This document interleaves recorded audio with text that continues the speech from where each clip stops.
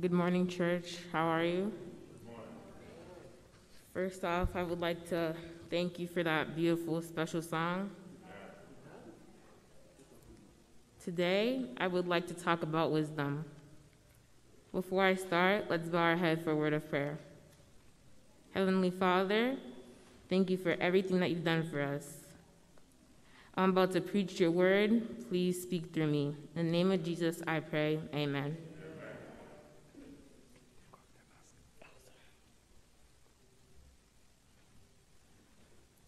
What is wisdom?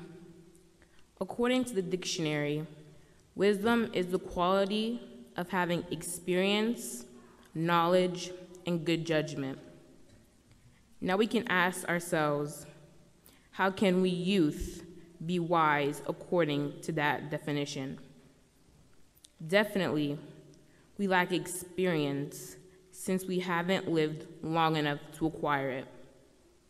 But let's check in the Bible to see what it says about wisdom. We will read in Proverbs 9, verse 10, "The fear of the Lord is the beginning of wisdom, and the knowledge of the Holy One is understanding." Know the beginning point of wisdom. It is the fear of the Lord, trusting and knowing the Holy One. The fear of the Lord is a prerequisite to wisdom, and there is no wisdom apart from fearing, trusting, and knowing the Lord. It is the knowledge of the Holy One that opens the door to understanding wisdom's truth. Wisdom rewards her followers and judges mockers. Every person must bear the consequences of the choices he or she makes in life. On one hand, wise choices produce good fruit. On the other, foolish choices result in decay and death. For those who fear the Lord and accept wisdom's invitation, act wisely. This fruit is sweet. Wisdom rewards her friends with long life, many days, and additional years. Ultimately, the number of our days is in God's hand. But natural law decrees that people who live by God's wisdom will live longer than those who lead lives of sin. Wisdom enriches all our days and years with the benefits promised in the first 8 chapters of Proverbs.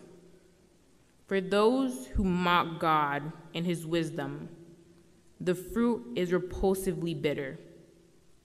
Those who scorn God's reproach and scoff at his truth must suffer the consequences of rejecting him. In the end, each one of us stands responsible for our own decisions and actions.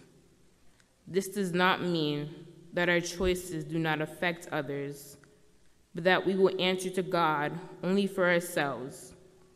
We are fully accountable to him as our judge. So then every one of us shall give account of himself to God. That's why in Psalm 90, verse 12, we read, "So teach us to number our days, that we may apply our hearts unto wisdom." We tend to act foolishly without paying attention to the word of God. In fact, the Bible tells us that the fool hath said in his heart, "There is no God." We can agree that most of the time, we are that fool described in the psalm, because we act as if there was no God, even though we gather in church every week to praise and worship him.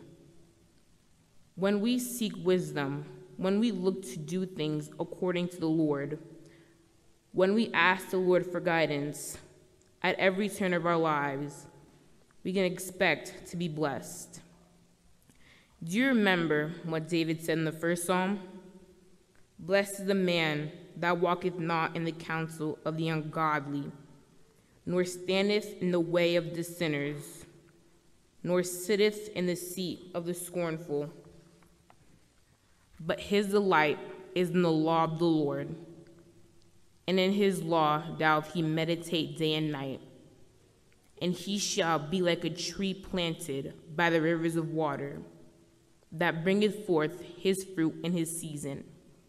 His leaf also shall not wither, and whatsoever he doeth shall prosper.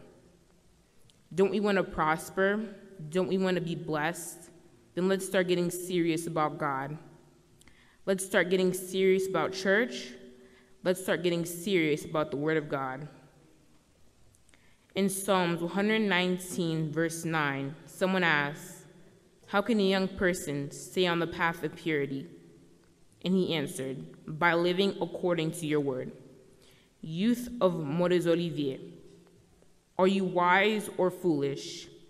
Listen to what the Lord has said.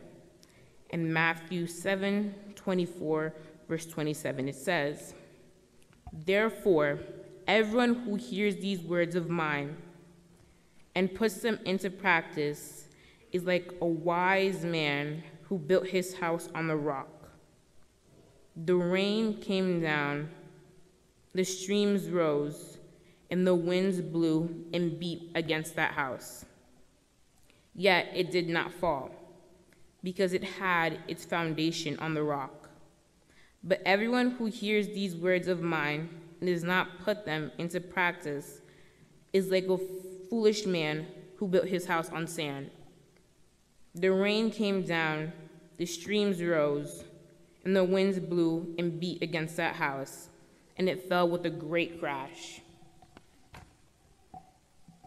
Do you want your house to stand? Pay attention to the Word of God. Finally, we will see the difference between the foolish and the wise. Those who are wise will shine. That's why we are here. Those who are wise shall shine like the brightness of the firmament, and those who turn many to righteousness like the stars forever and ever. May the Lord bless you all.